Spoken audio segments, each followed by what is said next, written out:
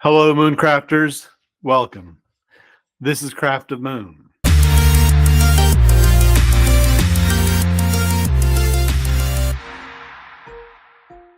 Today is October 2nd, 2024. We have an annular solar eclipse that has taken place today. It was primarily visible in South America, in the lower parts where Chile is at, and it traveled across the Pacific through to Easter Island, Rapa Nui. And this annular solar eclipse is the type of eclipse where when the moon crosses across the sun, the disk of the moon transits across the disk of the sun, the moon's disk is slightly smaller so that we have this ring of fire effect that happens during the eclipse. And this eclipse happens to fall in the sign of Libra.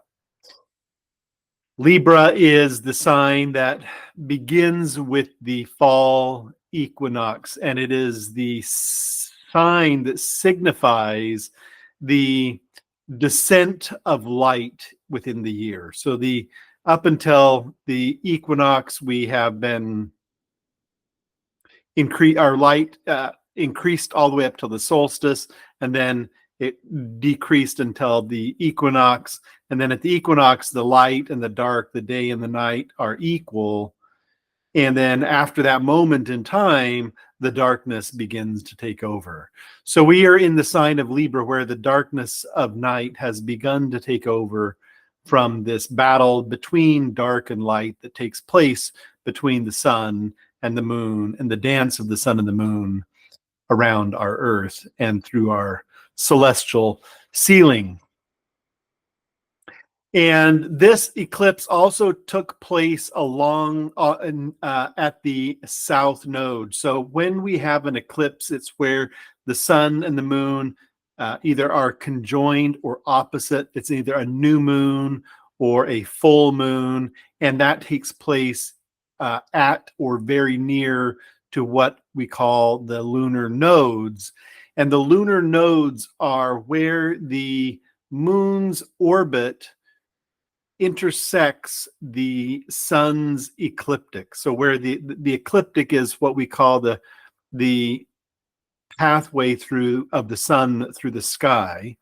And when the moon's orbit intersects that line, that's where the node of the moon is at. And the north node is when the moon is ascending above that ecliptic plane, and the south node is where the moon descends below that ecliptic plane. And the moon is really the primary celestial body in eclipses. The sun obviously is there. The sun is a major factor in the eclipse because the sun that provides the light, but it is the moon that is doing the eclipsing in a solar eclipse. It is the moon that is closest to Earth in the eclipse phenomenon. And the moon is coming into an exact alignment with the Earth to create that eclipse experience. In the lunar eclipse, in the eclipse of the moon, it is the Earth that is coming in between the moon and the sun. So it's a little bit different with the lunar eclipse, but it's still us experiencing the moon. We're looking at the moon when we look at the eclipse. In the solar eclipse, we're looking at the moon because we can't look at the sun without special glasses. And in the lunar eclipse, we're looking at the moon. Also, it's the eclipse of the moon that's taking place. That's why it is really the main celestial luminary or body that we think about when we're talking about an eclipse. In this way, the moon is a mediator between light and shadow. The light, there is a dance that takes place across the face of this moon, this dance of light and shadow, and the moon acts as a mediator or an intercessionary between the forces of light and shadow as they play out within our lives and here on Earth. It is because of the orbit of the moon, it is because of her cadence and rhythm around the Earth and this very specific way in which the moon orbits the Earth in where her rotation is synchronized with her orbit, so that we always see the same face of the moon. It is these special qualities of the moon and the moon's relationship with the Earth and our relationship together, Earth and moon, to the sun, that makes life here on this planet possible. It's what makes human consciousness and human experience possible. If we had a different moon, we would have a different experience of consciousness. We might not even experience life in the way that we perceive life to take place now. So the moon is very important as a mediator between this role of light and shadow, archetypally and very physically within our lives. So the significance, I mentioned that this eclipse is in Libra, and Libra is where the dark has started to take over in the dance between light and dark in the year. And this is also taking place on the south node, which is known as Ketu in Vedic astrology. And this is where the moon is descending below the ecliptic plane.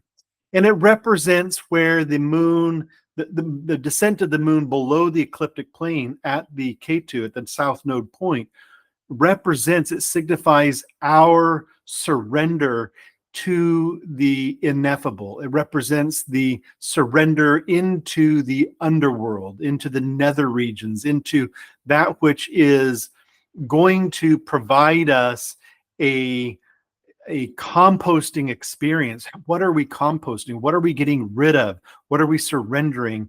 And not just the things that we're getting rid of, like, oh, I can get rid of, I can go without food or this chocolate or coffee or beer or wine, or it's not like that kind of surrender. It's not like that kind of giving up.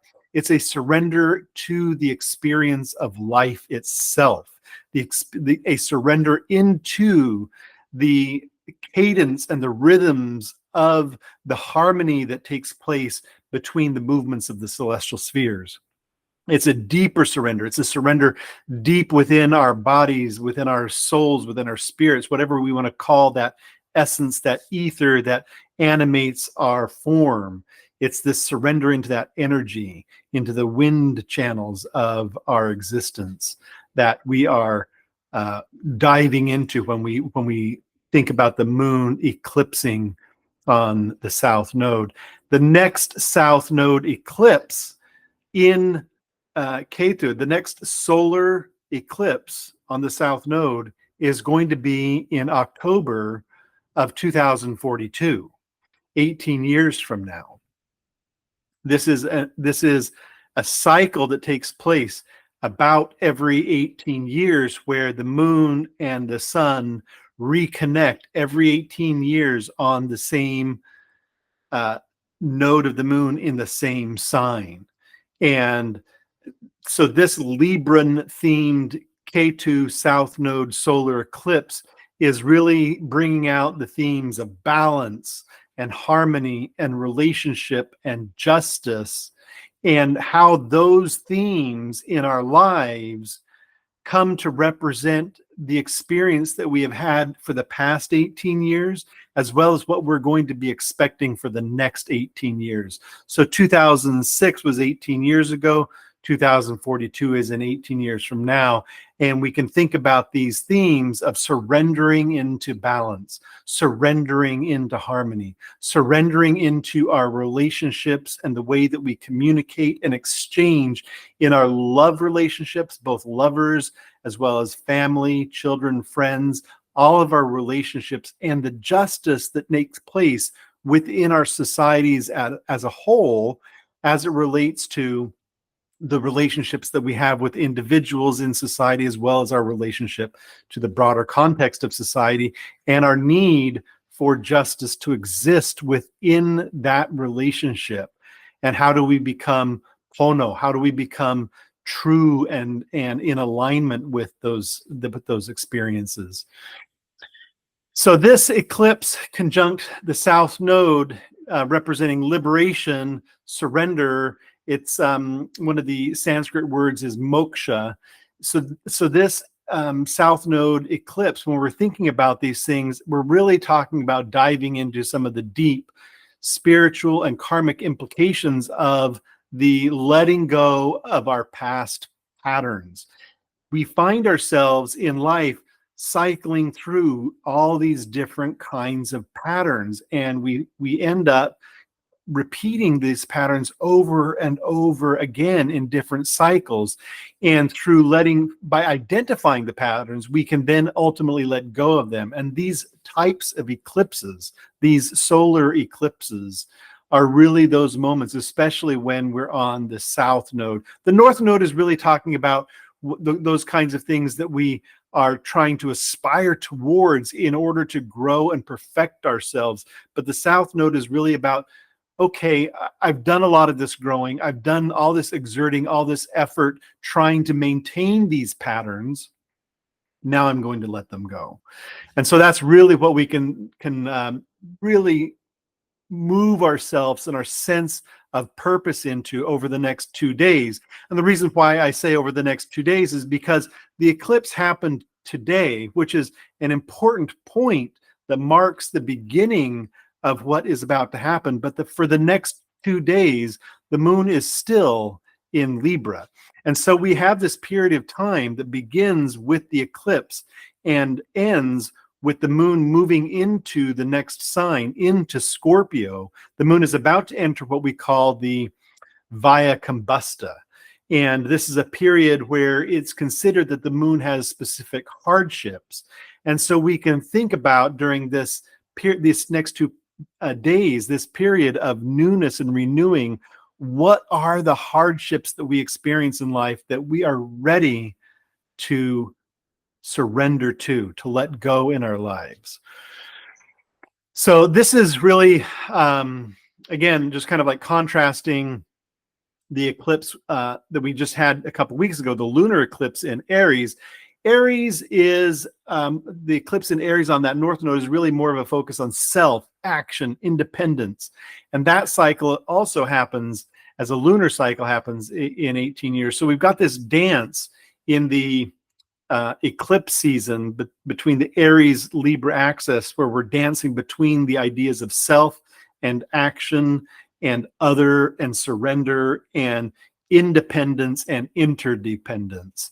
Libra is the opposite, right? So we have Aries is this focus on self. Libra is a focus on relationships and on others, harmony and balance. So the axis between Libra and Aries is not only just about the individual versus the other, but it's also about our desires and how those desires integrate with our relational harmony.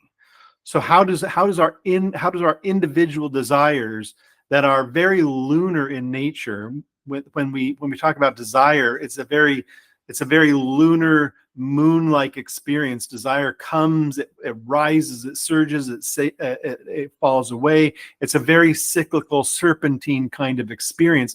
How does that desire, the desire for love, desire for sex, desire for food, desire for comfort, desire for career growth, desire for money, desire for power and fame, all these kinds of things, desire can come into our lives and it ebbs and flows, just like the moon ebbs and flows. And how does that individual desire integrate with our relational harmony? How do we survive as individuals with all of these base desires of our humanity? How do we survive in relationship to others, in our societies, in our families, in our friend groups? How do we do that in a harmonious way? So that's this axis between Aries and Libra, and what the lunar eclipse that happened a couple weeks ago and the solar eclipse that happened today, what these are highlighting. And we can think of this axis as something that is illuminated during the Aries Libra eclipse season. And then also, like I said today, we can think of this particular South Node in Libra solar eclipse on this 18-year cycle that we're on right now.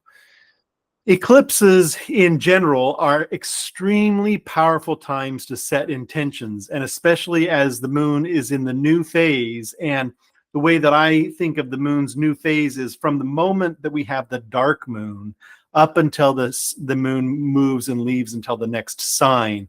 I would consider that the new moon phase. And that's that powerful time to set intention. And we can focus on the themes in our intentions over the next couple days, where we're thinking about our longer 18-year cycle, also a smaller 18-month cycle between the different axes as we move through that. But we can think about focusing on themes of release and healing and balance. And we can really sort of move into the unique energy that eclipses bring into our lives for manifesting change and spiritual growth in our lives. And in fact, one of the reasons why I wanted to very specifically put out a video today after the eclipse of the moon is to talk about the craft of moon's intention in general. And I have such a deep passion and love for the moon. And I feel like the moon and the sun, as the two luminaries in the sky, are really the foundation of all astrology. And all the planets that we study have their source of light and illumination, their source of philosophy, their source of spiritual gifts come from the sun and the moon. And so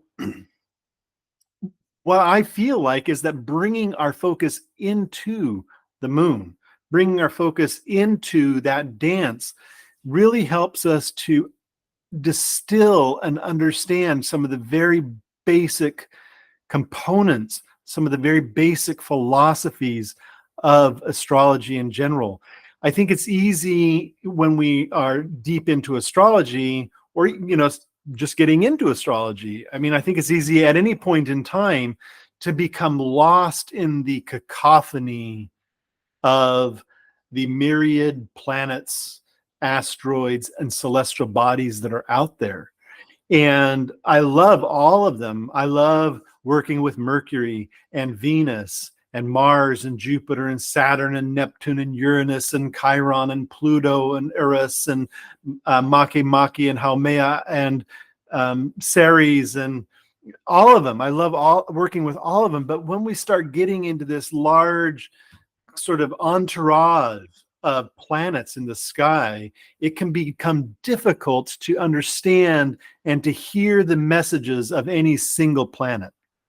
And so by focusing in on the moon and the phases of the moon and the cycle of the moon, and just really getting into an understanding and exploring the dance between the light and the dark, the shadow and the love, the hate, the anger, the desire, when we look at these different polarities that dance across the face of the moon, and we understand them through the cycle of the synodic revolution of the moon, we can really come to understand the fundamental underlying nature that we are really working on when we get into astrology. The sun and the moon, forgetting all the other planets, the sun and the moon represent archetypes that exist in all cultures, in all people who speak any language, anywhere, in any religion, every religion and any religion, any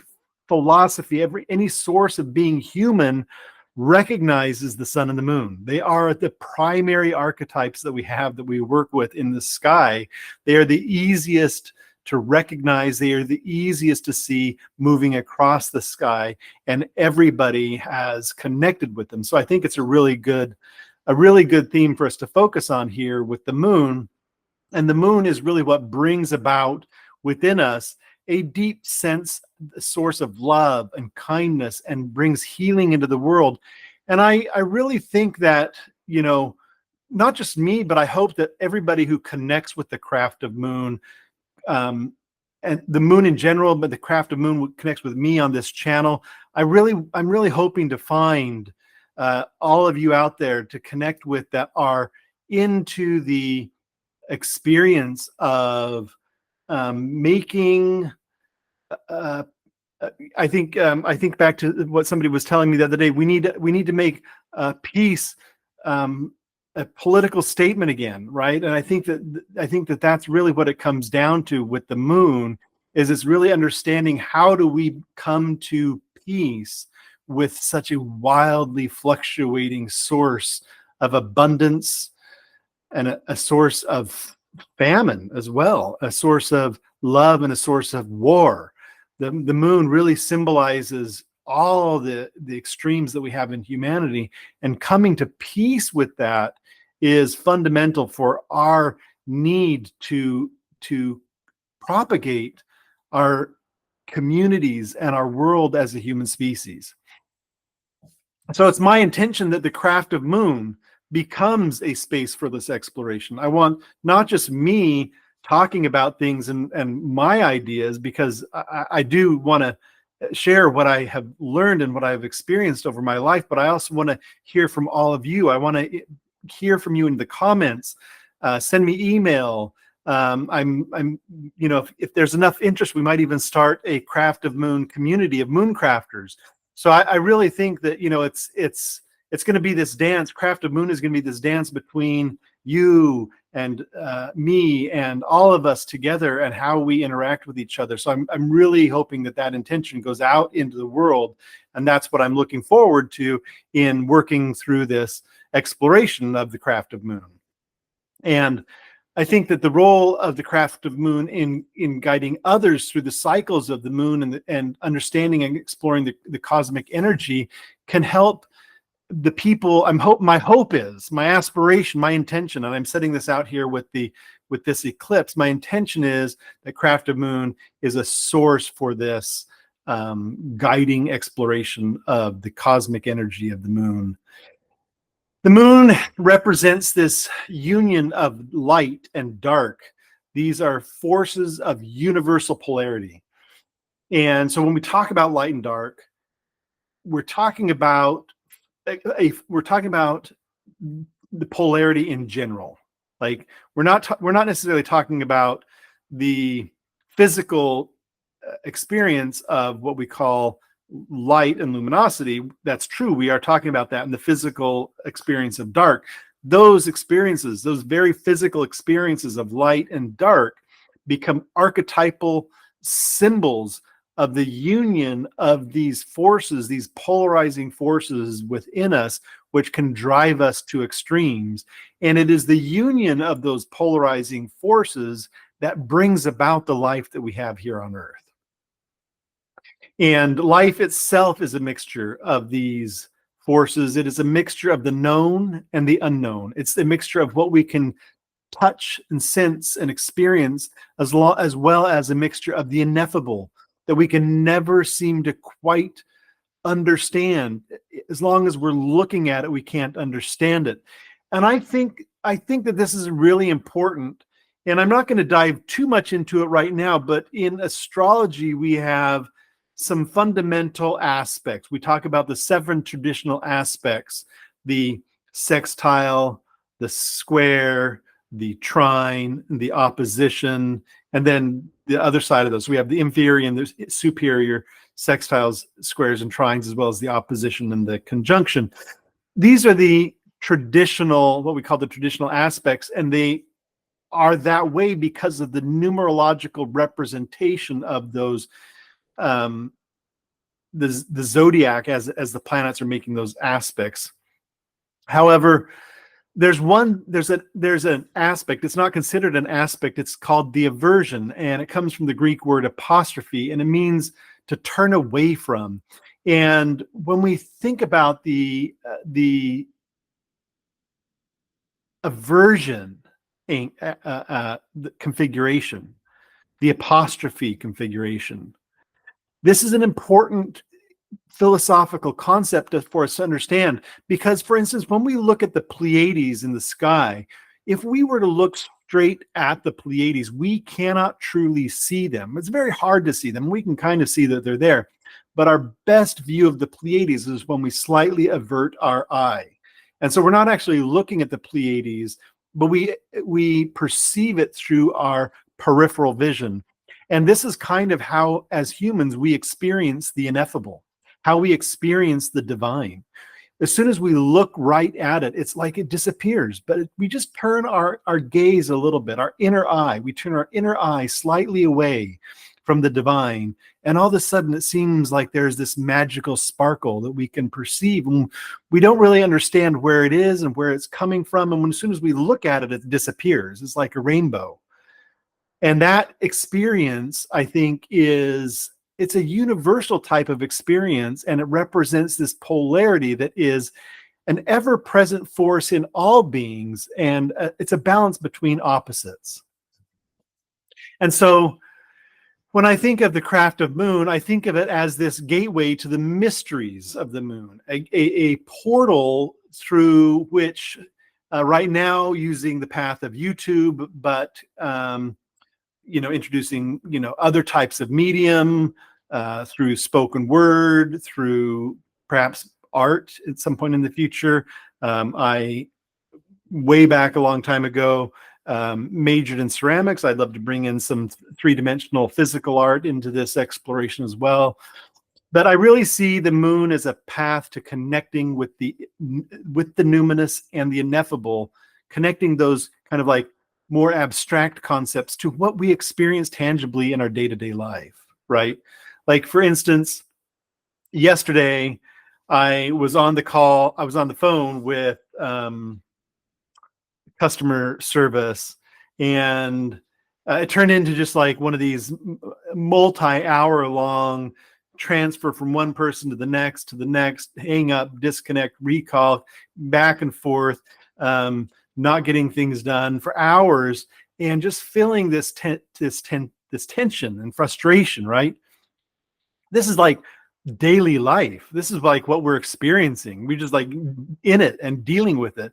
And yet at the same time that we're dealing with these kinds of situations that can bring up so much anger or aversion to what we're experiencing, there's also this underlying mystery about how that experience of anger or aversion or fear can even be possible for us to comprehend. Like there's this mystery between those two. And the moon, we see that in the light and the dark of the moon.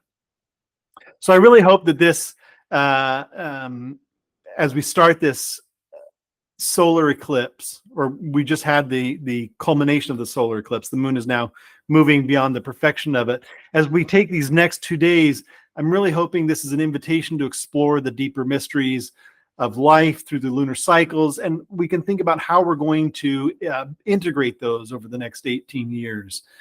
And I feel like the craft of moon's role is like, at least my intention is that it can provide a place where we can collectively work through some of the astrological insights that are aligned with the moon's rhythms. So I think that's mostly what I wanted to kind of bring out. I know it's not exactly the same kind of eclipse video that many of the astrologers are putting out there, but I thought it was important to really just bring in the idea of intention and these universal polarities that are taking place, focusing on the balance, the peace, personal liberation that is deeply connected with the south node of the moon. And I guess in closing, I'd just like to say that I hope, my intention is, my aspiration is really to be that this is a benefit for other people, for anybody who's watching this, and that together we can work towards developing the lunar wisdom and bringing that deeper into our lives through contacting, connecting with, and becoming familiar with the rhythms of the moon. So think about this 18-year cycle. What was going on 18 years ago? And then think about now, all the change that's happened from 18 years until now. What was taking place in your life that was needing to be let go of 18 years ago? What has remained for the last 18 years? And what now can we think of surrendering to in our lives for the next 18 years? And that's the cycle of the moon and the sun conjoining in Libra on the south node. So thank you, Mooncrafters. It's been wonderful to reconnect. I hope you're enjoying these videos. The daily moonbeams are continuing to go out. They're not exactly every day because sometimes the moon doesn't change signs every day. I also don't put them out on Sundays. And so, but you're going to get a very regular cadence of of a kind of a more 1 minute poetic delineation of the moon's phase through the signs and houses. So you can subscribe to this channel to catch those. You can see more of the long form videos that I'll be producing. I have a couple more in the series as we talk about the cadence of the moon moving around. If you're interested in moving around the earth, if you're interested in working with me, you can check out my website, ryan-hunt.com, and find a time to book a session with me. I'm interested in connecting with anybody who is deep into this lunar wisdom, lunar craft. So looking forward to that. Please feel free to do that. Subscribe to this channel if you want to stay up to date on things. And in the description below, you'll find links to join the mailing list for Craft of Moon. You'll find links to my websites. And you also find a link to my son Jasper's YouTube channel, who does the music for my videos. So yeah, go ahead and take a look at the links below. I think that's it. So keep your eye on the sky and make a wish upon a star. Until next time.